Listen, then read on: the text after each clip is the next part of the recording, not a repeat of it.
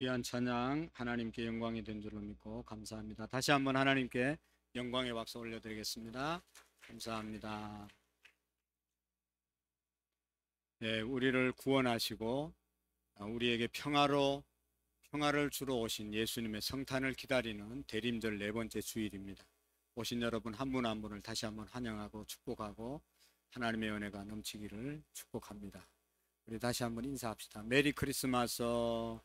잘 오셨습니다. 축복합니다. 감사합니다. 성탄의 계절이 되면 사람들이 다 마음이 예수님을 생각하게 되고, 또 교회 잘 못 오신 분들도 성탄을 기억하면서 교회의 마음을 갖고 또 예배당으로 발걸음을 옮기는 것을 볼 수가 있습니다. 너무 귀한 일이죠. 이제 성탄절이 3일 남았는데 매년 맞는 성탄이지만 그냥 이번 2024년도도 성탄절이다 그렇게 보내지 마시고 정말로 아기 예수로 우리를 구원하러 오신 예수님을 우리의 마음속에 영접하고 우리 모두가 구원의 기쁨을 느끼는 그런 성탄이 되시기를 축복합니다. 평화의 왕으로 오신 그 주님을 우리의 마음속에 모시고 가정이, 나라가, 교회가, 심령이 평안해지는 은혜가 있기를 축복합니다.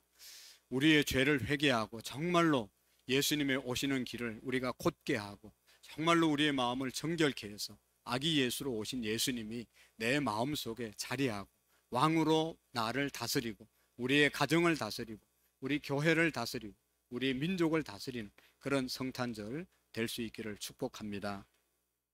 아직도 예수 그리스도를 영접하지 못하고 아기 예수로 오신 예수님 믿지 못하는 구원에 이르지 못한 자들을 또 우리의 가족들을 인도해서 함께 성탄 축하 예배에 함께하는 그런 은혜가 있도록 우리가 기도하시고 또 인도하는 그런 성탄 축하 예배가 되어질 수 있기를 축복합니다.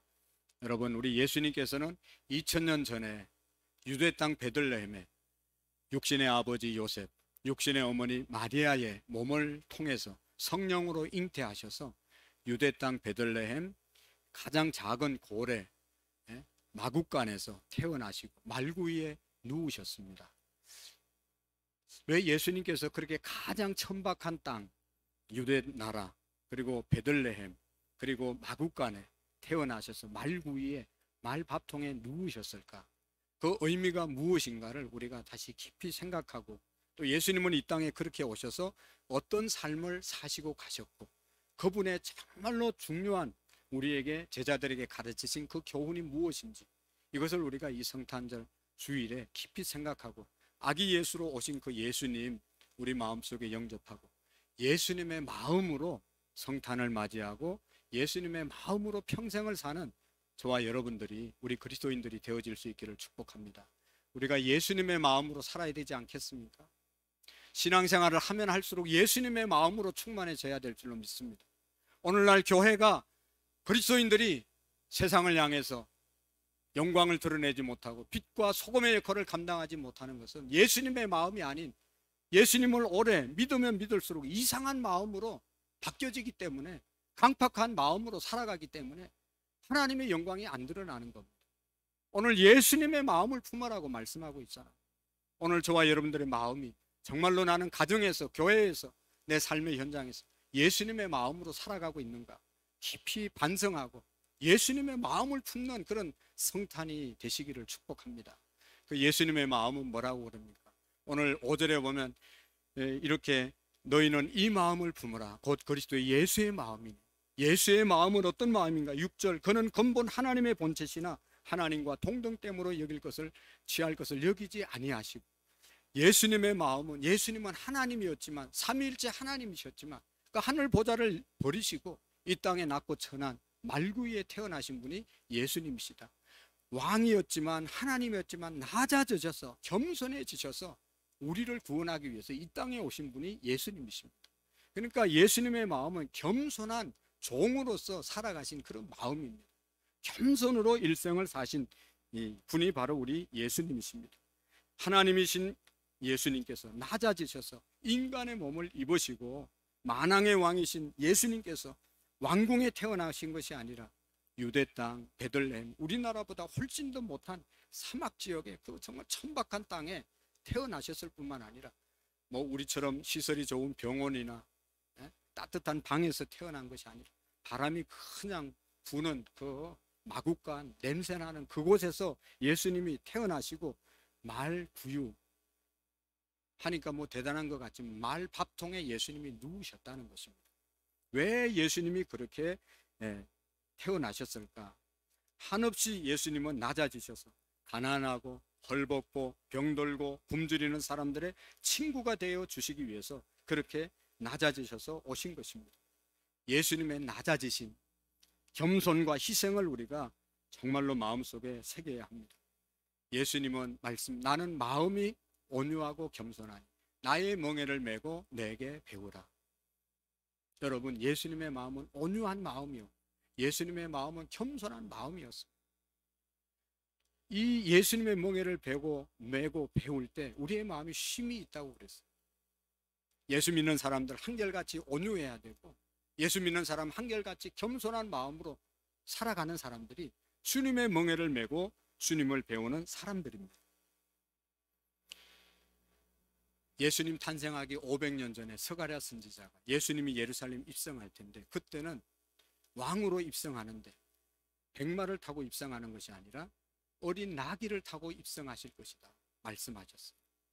호산나 다윗의 자손 우리를 구원하소서. 많은 사람들이 나와서 종려나무 가지고 흔들고 예수님 예루살렘 입성하면 왕이 될 줄로 알고 막 환영했지만, 예수님은 가장 낮은 가장 힘이 없는 나귀 새끼를 타고 예루살렘에 입성하셨습니다. 그것은 예수님이 겸손한 왕으로 이 땅에 오셨음을 말씀하는 것이죠. 사랑하는 성도 여러분, 우리 모두가 정말로 모든 사람 앞에서 겸손함으로 인해서 존경받는 그리스도인들이 되어질 수 있기를 축복합니다. 겸손한 하나님의 일꾼들이 되시기를 축복합니다. 잠언서에 보면 너무나 좋은 잠언들이 많이 있잖아요. 그 중에 18장 12절에 보면 사람의 마음의 교만은 멸망의 선봉이요 겸손은 존귀의 앞잡이니라 말씀했어요. 교만하면 멸망하는데 앞장서지만 겸손하면 존귀한 자로 앞장 세워질 수 있다라고 하는 말씀이죠. 겸손의 종으로 오신 예수님, 우리 모두가 마음속에 모시고 겸손하게 살아갈 때 영혼을 구원할 수 있습니다. 하나님 앞에 쓰임 받을 수 있습니다.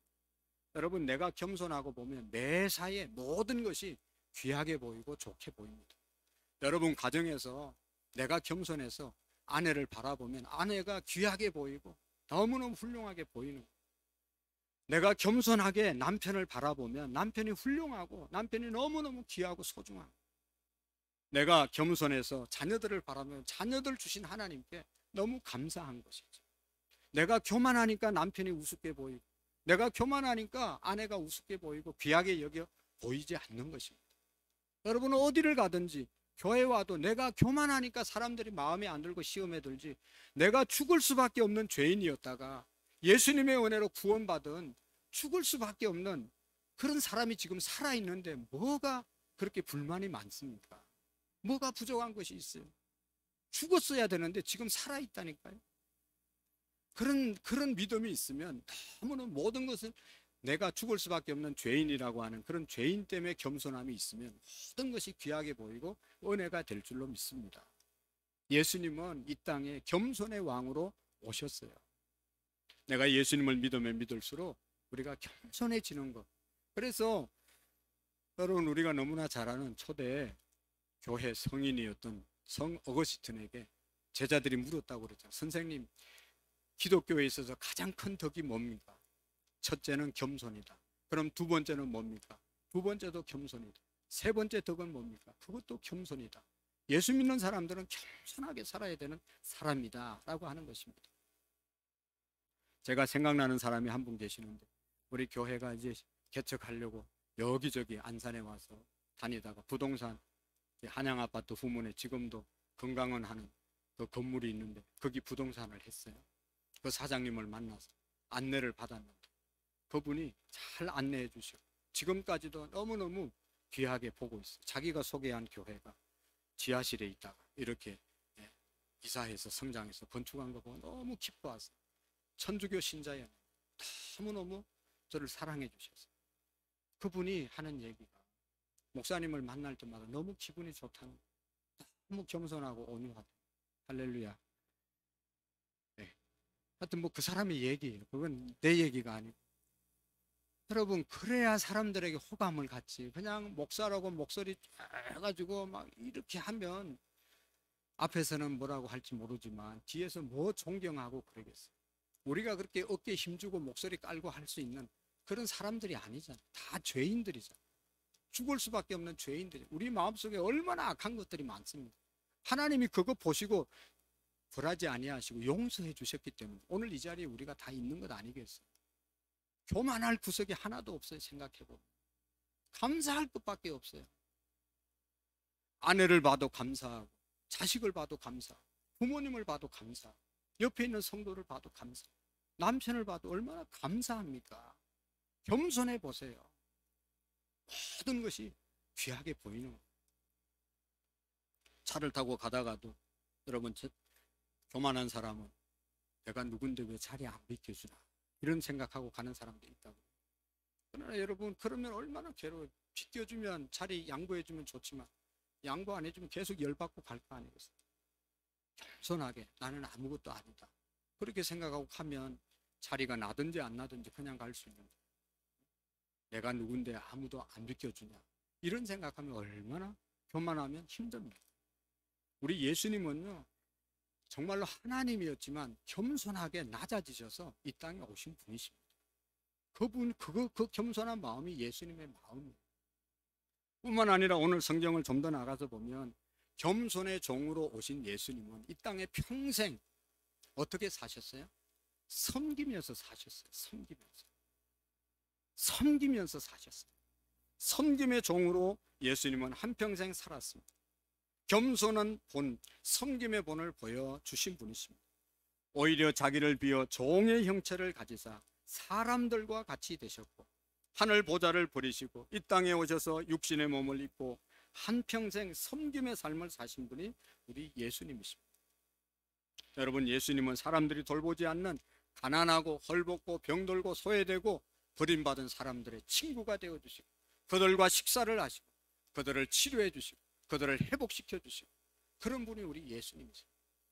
그래서 그 당시에 바리새인들과 서기관들은 예수님이 죄인들과 함께 먹고 마신다, 저게 어떻게 메시아냐 하고 조롱을 받았지만, 예수님은 정말로 아무도 가까이 하지 않고 가까이 할 수 없는 한센병전 나병 환자들 가까이 가서 손을 얹고 안수해 주고 기도해 주시고 치료해 주시고, 시각장애자들을 고쳐주시고 청각장애자들을 고쳐주시고 중풍병자들을 고쳐주시고, 12회를 혈루증으로 앓던 그냥 손가락질 받던 그런 사람들을 고쳐주신 분이 우리 예수님이십니다. 그분들을 섬겨주신 분이 예수님이십니다. 여러분, 세례 요한이 복음 전가하다 옥에 갇혔을 때 너무 답답해서 예수님에게 자기 제자들을 보내서 당신이 정말로 우리가 기다리던 메시아냐 한번 알아보고 오라고 제자들을 보내자. 세례 요한의 제자들이 예수님께 가서 선생님이 그러는데 당신이 정말로 이 땅에 오신 메시아가 맞습니까? 라고 물었을 때 예수님이 세례 요한의 제자들에게 말했습니다. 가서 전하라. 맹인들이 보고 못 걷는 사람들이 걸으며 나병 환자들이 깨끗함을 받으며 못 듣는 사람들이 들으며 죽은 자가 살아나 가난한 자에게 복음을 전파한다 하라 말씀하셨습니다. 예수님은 이 땅에 오셔서 정말로 무시당하고 버림받은 인생들을 사랑하시고 섬겨주셨습니다.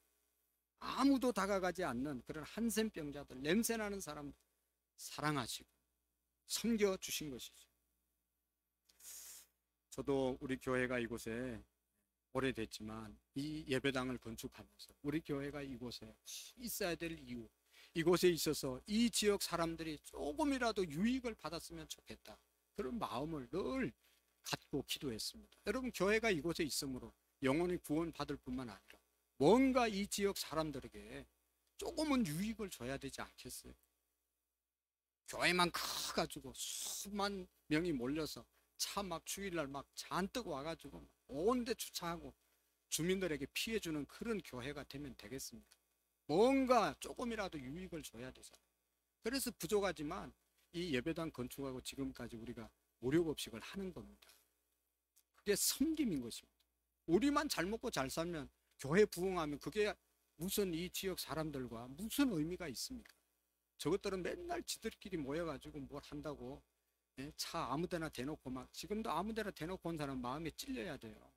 잘 대고 오셔야 됩니다. 다른 사람 차 못 나가게 해놓고 들어오면 안 되는 거예요.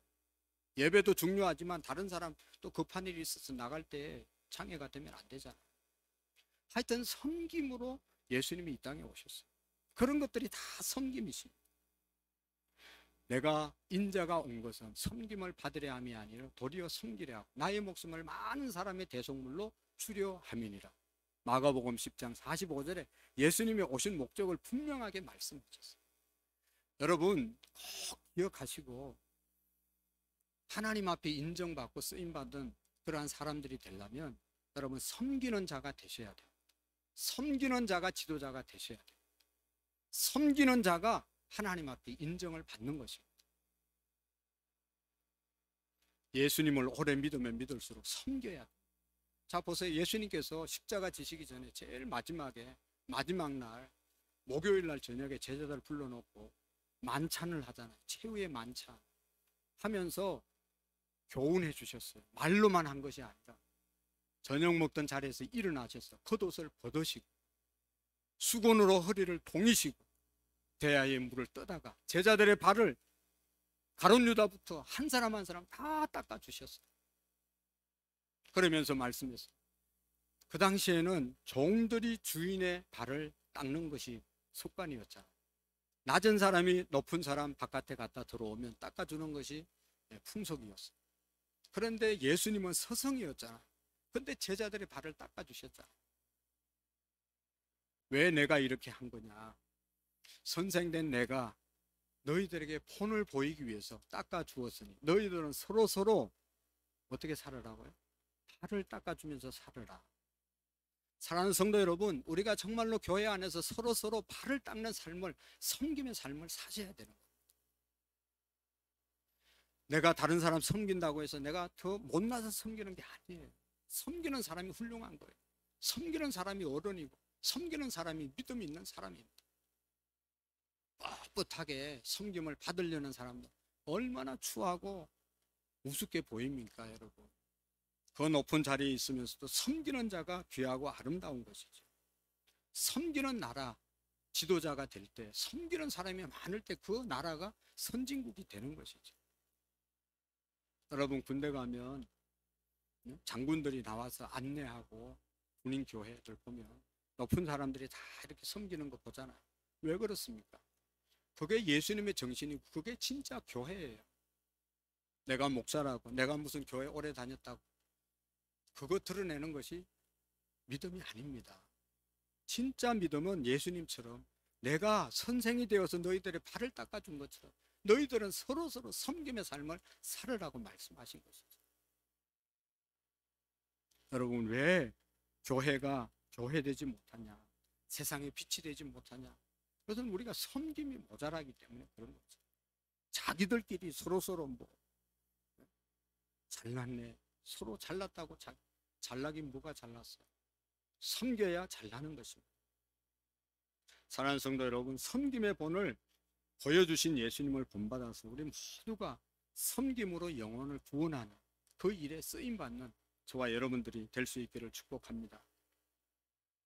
번면에도 우리 교회 모든 성도들이 한 해 각자의 자리에서 잘 섬겨 오심을 감사하게 생각하고 주님께서 다 보시고 기뻐하실 줄로 믿습니다. 토요일마다 예배당에 나와서 곳곳을 청소하는 그런 우리 여전도회, 남전도회 회원들이 있었습니다. 새벽마다 일찍 일어나서 새벽기도 차량 운행하는 장로님들이 계셨습니다. 찬양대, 찬양단, 교사, 안내위원, 헌금 개수위원, 방송실 새벽마다 일찍 나와서 불을 밝히고 늦게까지 또 기도하고 정리하고 가신 모든 성도님들이 계셨어요. 새벽에 나와서 반주하고 또 이름도 없이 빛도 없이 수고하는 많은 분들의 섬김이 있었기 때문에 1년 동안 우리 교회가 은혜롭게 지나왔습니다. 앞으로도 여러분 우리가 예수님의 마음으로 섬김의 신앙생활을 할 수 있기를 축복합니다. 섬김의 자세가 없는 분들은요, 최고의 지도자는 섬기는 지도자가 최고의 리더십이 발휘되는 겁니다. 자기가 뭐 높다고 무력으로 억지로 뭘 하려고 하면 그때부터는 리더십이 발휘되지 않습니다. 예수님의 리더십, 모세의 리더십이 최고의 리더십이라고 세상 사람들도 공부하잖아요. 그게 뭐예요? 섬김의 리더십입니다. 회사에서도 또 우리 사회에서도 교회에서도 섬기는 지도자가 될 때 하나님의 인정을 받는 그러한 사람들이 되어질 줄로 믿습니다. 교회는 섬김의 공동체, 봉사하는 공동체입니다. 보수를 바라고 하는 것이 아닙니다. 봉사하는 것입니다. 예수님 잘 믿는다는 것은 내가 하나님의 축복을 받고 우리 교회만 잘 되고 우리 가정만 잘 먹고 잘 살고 나만 편안하고, 그것은 예수님 믿는 것이 아닙니다. 하나님이 주신 건강, 하나님이 주신 재능, 하나님이 주신 물질, 하나님이 주신 지위, 하나님이 주신 모든 재능을 가지고 다른 사람 섬기는 만큼 하나님이 잘 믿는 것임을 믿으시기를 바랍니다.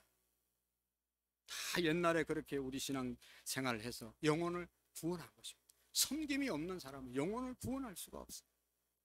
예수님을 믿으면 믿을수록, 믿음의 연조가 깊어가면 깊어갈수록 예수님처럼 깊이 섬김의 마음이 우리 각자에게 임하기를 축복합니다. 여러분 생각해 보세요. 가정에서 남편이 아내 섬기면 그 가정이 얼마나 행복해지겠어요? 아내가 남편을 섬기면 얼마나 행복해지겠어요? 저는 우리 장로님 집사님들에게 들었던 얘기가 감동이 되는, 본받아야 할 만한 그런 말씀이 있습니다. 아내의 생일이 되면 생일상을 다 미역국까지 다 끓여가지고 다 갖다 바친다. 얼마나 감사해. 할렐루야. 좀 그런 섬김이 있어야지. 1년에 한 번이라도 남편이라도 아내를 섬기고, 아내는 또 뭐 날마다 섬기겠죠. 할렐루야. 날마다 섬기시고 남편도 섬기시고, 섬겨야 가정이 은혜롭게 되는 것이지.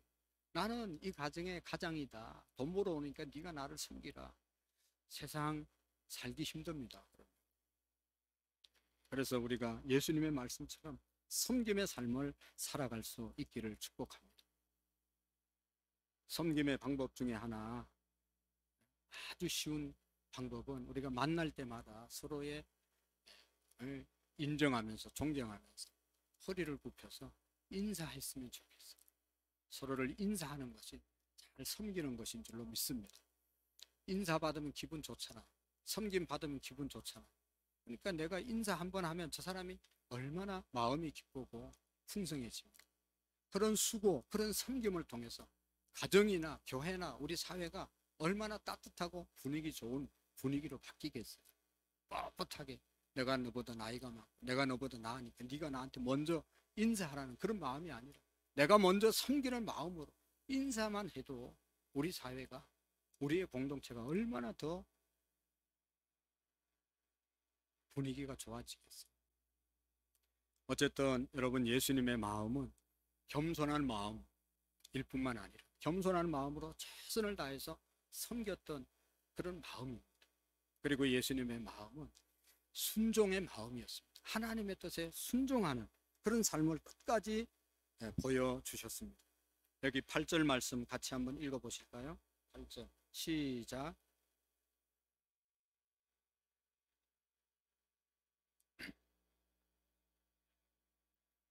아멘. 다시 한번 잘 쳐다보시고, 사람의 모양으로 나타나사 자기를 낮추시고 죽기까지 복종하셨으니 곧 십자가에 죽으심이라. 아멘. 예수님은 순종을 넘어서 복종했다. 그 복종이 죽기까지 복종했다. 하나님의 뜻에 죽기까지 복종하신 분이 예수님이십니다. 예수님은 하나님의 뜻에 전적으로 순종하셔서 십자가에 달리셔서 우리 인간을 구원해 주신 것입니다.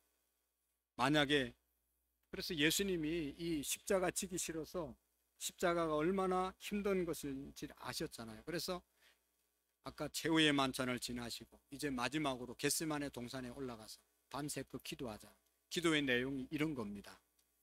이에 말씀하시되 내 마음이 매우 고민하여 죽게 되었으니 너희는 여기 머물러 나와 함께 깨어 있어라 하시고 조금 나가사 얼굴을 땅에 대시고 엎드려 기도하여 이르시되 내 아버지여, 만일 할만하시거든 이 잔을 내게서 지나가게 하옵소서. 그러나 나의 원대로 마옵시고 아버지의 원대로 하옵소서. 이 잔을 내게서 지나가게 하옵소서. 십자가의 잔 지나가게 하옵소서. 이 십자가의 잔을 어떻게 질 수 있습니까? 주님, 우리가 바늘에 손 조금만 찔려도 아파가지고 막 소리 지르는데 양손 양발의 대못을 받고 머리에 가시관을 쓰시는 이 아픔을 어떻게, 이 잔을 어떻게 마실 수 있습니까? 이 잔을 내게서 지나가게 하옵소서. 얼마나 간절히 기도했는지 땀방울이 핏방울이 되도록 기도하셨다고 그랬잖아요. 그렇게 기도하고 마지막 기도의 결론이 뭐예요? 그러나 나의 마음 원대로 마옵시고 아버지의 원대로 되기를 원합니다. 아버지의 원대로 순종했기 때문에 모든 인류의 죄를 대속해 주시는 십자가를 지신 줄로 믿습니다. 여러분, 첫 번째 아담은 하나님이 선악과 먹지 말라고 말했는데 하나님의 말씀에 거역해서 선악과 따먹고 인류를 다 죄악 원죄를 갖게 태어나게 만들어 멸망에 이르게 만들어. 두 번째 아담인 예수 그리스도는 하나님의 말씀이 죽기까지 복종하셔서 모든 인류를 구원해 주신 줄로 믿습니다. 여러분, 순종할 때 하나님 앞에 쓰임 받을 수 있고 순종할 때 하나님의 축복을 받는 것이죠. 셀 모임에서 사울 왕에 대한 얘기를 함께 나누셨죠. 여러분, 사울은 이스라엘 나라의 초대 왕이었습니다. 이스라엘 백성들이 왕을 세워달라고 할 때 사람들이 사울을 왕으로 세워달라고, 하나님이 사울을 왕으로 세우는 그 이유 중에 하나는 사울은요, 젊었을 때 아버지의 말씀에 얼마나 순종을 잘했는지. 사울 집에 암나귀가 집을 나갔어요. 그래서 아버지가 사울 보고 암나귀 찾아오라고 말했습니다. 그러니까 이 아들이 아버지 말씀에 순종해서 나귀를 찾으러 아침에 나가서 저녁까지 안 들어옵니다. 그 다음 날도 못 찾아서 그 다음 날도 찾고 3일째 나귀 찾으러, 아버지 말씀에 순종해서 나귀 찾으러 막 들판을 헤매는 거예요. 그 나귀를 어디 가서 찾겠어요? 3일째 되니까 사울의 아버지가 이렇게 하다가는 아들까지도 잊어버리겠다. 그래서 종을 보내서 집으로 돌아오라고 그러죠. 아버지에게 철저하게 순종하는 사울을 보고 이게 왕이 되면 하나님 말씀 잘 순종하고 내 백성 잘 다스리겠다, 그런 확신이 하나님이 들어서 사울을 왕으로 세웠죠. 그래서 사울이 왕이 돼서 잘 다스리다가 왕 자리가 어느 정도 굳혀지고 전쟁에서 승리하고 땅을 많이 넓혀가고 자리가 굳어지니까 아말렉과 전쟁에서 하나님이 한마디 했습니다. 이제는 아말렉과 전쟁에서 전유물을 가지면 다 죽여버리라, 하나도 살려두지 말라, 그렇게 말하죠. 그럴 때 사울 왕이 전쟁에 이겨서 나가서 이제 아말렉을 쳐서 부수고 이기고 난 다음에 좀 현찮은 것들은 하나님의 말씀대로 그런 짐승들은 다 죽여버렸어요. 그런데 정말로 기름지고 토실토실하고 좋은 양과 소들은 다 가지고 왔습니다. 하나님이 다 아시고 하나님의 선지자 사무엘을 보내서 사울이 내 말에 명령에 복종하지 않았다, 가보라고 해서 가보니까 어떻게 된 겁니까? 사울 왕에게 물으니까 내가 하나님의 말씀대로 다 멸했습니다. 그런데 그 순간에 양이 울고 소가 소리를 지르고 이런 소리가 들리잖아요. 그러니까 저 짐승의 소리는 뭡니까? 라고 물으니까 사울 왕이 대답합니다. 내가 좋지 않는 것은 다 멸하고 하나님 앞에 제사 드리려고 좋은 짐승들을 남겨두었습니다. 그럴 때 사무엘이 유명한 하나님의 말씀을 하지 않습니까? 하나님께서는 제사보다도 하나님의 말씀에 온전히 순종하는 것을 기뻐합니다. 순종이 제사보다 낫습니다. 순종이 제사보다 낫다는 말을 그때 하는 거예요. 그래서 네가 하나님, 이제부터 사울 왕이 하나님의 말씀을 거역했기 때문에 하나님이 떠난다. 그 이후부터 사울 왕의 가정은 몰락하게 되었고 사울 왕의 권위는 떨어지게 되었습니다. 사랑하는 성도 여러분, 하나님의 말씀에 우리가 순종할 때 하나님의 축복을 누릴 수 있고 불순종할 때 하나님의 버림을 받을 수밖에 없습니다. 신명기 28장을 우리가 축복의 장이라고 말씀하잖아요. 28장 1절에 내가 내 하나님 여호와의 말씀을 삼가 듣고 지키는 자들에게 세계 모든 민족 위에 뛰어나게 하실 것이다. 들어와도 복을 받고 나가도 복을 받을 것이다. 하나님 말씀에 순종해서 살아가는 자를 하나님이 붙잡아 주시고 축복해 주시는 것입니다. 우리나라는 정말로 저도 저희 아버지의 신앙을 따라갈 수가 없는 훌륭했던 장로님들, 훌륭했던 목사님들이 너무 많이 있어서 오늘 우리 한국교회가 이렇게 세워진 겁니다. 우리 부모님 세대에 정말로 신앙생활 잘하고 우리 부모님 중에 훌륭한 부모님들이 많아서 오늘 우리가 이 자리에 있는 것입니다. 그런데 그 중에 한국 역사에 정말로 길이 남는 훌륭한 장로님, 목사님이 계십니다. 조덕삼 장로님, 이자익 목사님이 계시는데, 이 사람들은 전라도 지역에서 선교하던 최의덕이라고 하는 선교사님의 전도를 받아서 조덕삼이라는 사람이 아주 그 지역에서, 김제 지역에서 큰 부자였는데, 이 목사님이 선교사가 외국인인데도 불구하고 우리 한국을 너무 사랑하고 잘 섬겨서 그 모습 보고 감동을 받아서 조덕삼 씨가 예수님을 믿게 되었죠. 근데 그 부잣집에 이자익이라는 그런 머슴이 있었습니다. 이자익은 본래 경남 남해 섬에서 고아로 생활하다가 너무 배가 고파서 육지에 먹을 것 찾으러 나왔습니다. 배를 타면서 배선장에게 부탁했습니다. 제발 저를 육지까지만 데려다 주십시오. 내가 돌아다니면서 먹을 것을 얻어먹게 살게 해주세요 하고 부탁을 했다는 거예요. 그래서 이 배선장은 싹쓸 받지 않고 아무것도 없으니 이 아이를 불쌍히 여겨서 육지까지 잘 데려다 줬는데, 이 자익이 거기 내려서 주막집에 가서 열심히 도와주고 밥 얻어먹고, 또 시간이 되면 또 이 위쪽으로 올라오고, 이렇게 하면서 숙식을 해결하면서 걸어서 전라북도 남원까지 왔습니다. 여러 집을 돌다가 전주를 지나서 김제까지 왔습니다. 그 당시에 전라도 인심이 너무너무 후해서 이렇게 가는 곳마다 나그네들을 잘 받아주었습니다. 그래서 밥을 먹여줄 곳을 찾다가 1897년도 이자익이가 17살 때 조덕삼 집에 와서 선생님 제발 저에게 밥을 먹여주세요 하고 조덕삼 주인에게 부탁을 해서 그 집에서 머슴살이를 하게 되었습니다. 이 조덕삼이라고 하는 분은 너무너무 마음이 좋은 분이어서 머슴을 이자익을 잘 돌보고, 또 사람이 좀 괜찮으니까 좋은 자매를 소개시켜서 결혼을 시키고, 그래서 그 집에서 머슴살이를 하게 했습니다.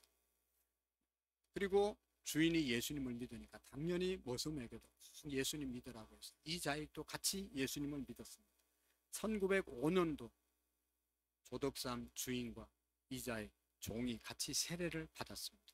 몇 년이 지나고 난 다음에 집사님이 되고, 또 몇 년이 지나고 난 다음에 둘 다 영수가 되었습니다. 영수라는 직분은 지금 우리 제도에는 없는데 안수 집사님급 되는 그런 직분입니다. 두 분이 영수로 생활하다 2년이 지나고 난 다음 장로님 뽑는 투표를 하게 되었습니다. 당시에 조덕삼은 주인이고 나이가 41살이었습니다. 그 집의 머슴이었던 이자익은 26살이었습니다. 그런데 공교롭게도 두 분 다 장로 후보로 이렇게 선정되게 된 것입니다. 조덕삼은 김제의 최고 갑부로서 교회 지을 땅을 헌물을 해서 교회를 짓고, 교회를 짓는데도 거의 조덕삼 씨가 다 담당을 했습니다. 더욱이 조덕삼은 그 근처에 사는 많은 사람들을 다 소장농으로 두고 그들에게 일을 시키고 급여를 주었기 때문에 당연히 조덕삼 씨가 존경을 받고 장로가 될 줄 알았습니다. 15살이나 더 많았고, 이 자익은 아까 말한 것처럼 저 남해 경상도 사람 출신, 섬 출신이었고 외지인이었습니다. 그런데 장로 투표를 했는데 의외의 결과가 나왔습니다. 아마 이자익 머슴이 교회 생활을 아주 성실하게 한 것 같습니다. 이자익이 표가 더 많이 나왔습니다. 그래서 장로가 된 거죠. 말도 안 되는 상황이 현실에 이루어진 겁니다. 신분을 뛰어넘고 지역을 뛰어넘고 모든 것을 뛰어넘는 일이었습니다. 모든 사람이 당황했습니다.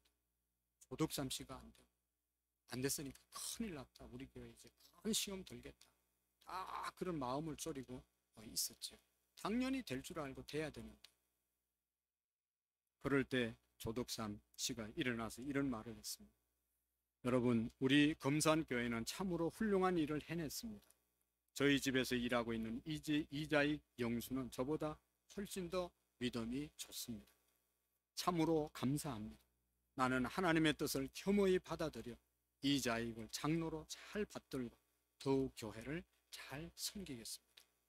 여러분, 이 조덕삼 씨가 말로만 이렇게 한 것이 아니라 그 이후에 생활이 어떠했는가 하면 진짜로 조덕삼 씨는 이자익을 목사로 죽을 때까지 잘 섬겼습니다.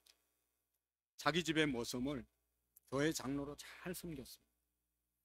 여러분, 이 조덕삼 장로님이야말로 진짜 예수님의 인격을 닮은 사람이죠. 당시에 신분의 차별이 있었습니다. 양반 상놈의 차별이 있었습니다. 있는 자와 없는 자의 차별이 있었습니다. 주인과 모섬의 차이가 있었습니다. 모섬은 인격적으로 대우를 받을 수가 없잖아. 그냥 밥만 얻어먹고 일하고 그러다 병들고 힘 빠지면 그냥 조금 주워서 내보내도 아무런 죄가 되지 않는 그런 시대였잖아. 그럼에도 불구하고 모섬을 그렇게 잘 섬겼다는 것입니다. 조덕삼 씨도 2년 후에 그 교회 장로님이 되셨습니다. 그런데 이자익 장로가 이제 하나님의 소명, 부르심을 받고 평양으로 신학교를 가게 되었습니다. 신학교 가서 공부하는 중에 갈 때 모든 여비를 다 조덕삼 씨가 장로님이 다 되었습니다. 평양신학교 8회로 졸업하고 다시 목회를 하는데 조덕삼 장로님이 자기 검산교회 본교회로 이 이자익 목사님을 다시 초빙을 했어요. 그래서 평생 동안 조덕삼 장로님은 이자익 목사님을 섬겼습니다. 얼마나 여러분 대단한 분입니다. 그리고 이 이자익 목사님은요, 또 얼마나 인격적으로 훌륭한지, 우리 대한예수교회 장로회 총회장 아무나 할 수 있는 것이 아닙니다. 하늘의 별 따기인데 1년에 한 번씩밖에 총회장이 나올 수 없는, 누구도 할 수 없는 그 총회장을 3번이나 연임한 그런 목사님이 되셨습니다. 다 조덕삼 장로님의 또 뒷바라지가 있었던 것이죠. 그리고 여러분이 조덕삼 장로님의 자손들이 3대째 검산교회를 섬기면서 그의 후손들이 다 교수, 목사, 판검사, 국회의원 이렇게 다 지낸다는 거죠. 여러분, 조세영 삼선 국회의원 아시죠? 그리고 주일 대사를 지내신 조세영 장로님, 이 조덕삼 장로님의 손자였다는 것이죠. 그분뿐만 아니라 모든 자손들이 그렇게 훌륭한 일을 하게 된 것입니다. 여러분, 예수님의 마음으로 장로님이 교회 성도들을 섬기고 목사가 예수님의 마음으로 성도들을 섬기고 교회를 섬길 때 이런 아름다운 역사가 일어나게 될 줄로 믿습니다. 이 성탄의 계절에 아기 예수를 영접하여 우리 모두도 예수님 닮은 예수님의 인격으로 살아가는 우리 모두가 될 수 있기를 축복합니다. 자기의 고집, 교만, 불순종 내려놓고 예수님의 겸손과 섬김과 순종의 본으로 우리 모두가 다시 일어날 수 있기를 축복합니다. 섬김과 순종의 본을 우리가 삼을 때 하나님께 귀하게 쓰임받을 수 있는 것입니다. 성탄절 맞이해서 주님 앞에서 내 고집대로 살았던, 내 교만으로 살았던 것, 대접받으려고 했던 그 마음들을 다 회개하고 예수님의 마음으로 우리가 성탄을 맞이할 수 있기를 축복합니다. 내가 좀 가졌다고 없는 사람 멸시했습니다. 내가 좀 배웠다고 못 배운 사람 멸시했습니다. 내가 좀 할 수 있다고 못하는 사람 멸시했다고 하면 다 회개하고, 특별히 교회를 섬기는 우리의 지도자들을 제대로 잘 섬기지 못했다는 회개하는 마음, 서로 협력하고 남을 나보다 낮게 여기 겸손한 마음으로 서로를 섬기고 하나님의 말씀에 순종하는 그런 복되고 귀한 성탄이 되시기를 축복합니다. 우리 예수님께서 이 땅에 유대 땅 베들레헴 말구에 태어나신 것은 겸손의 본을 우리에게 보여주신 것입니다. 그리고 예수님의 삶 전체가 섬김의 삶이었습니다. 그래서 내가 남보다 조금 나은 것이 있으면 그거 가지고 남을 섬겨주는 그런 예수님의 마음, 그리고 하나님의 말씀이 어떤 일이 있더라도 순종하면서 나갈 때 하나님의 은혜와 축복이 우리 가운데 넘치게 될 줄로 믿습니다. 기도하시겠습니다.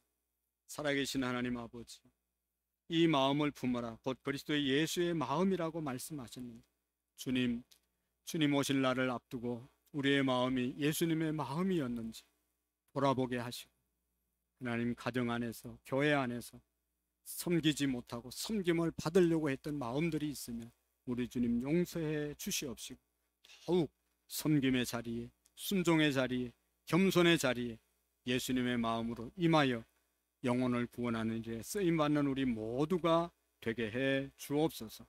예수님의 이름으로 기도하옵나이다. 아멘.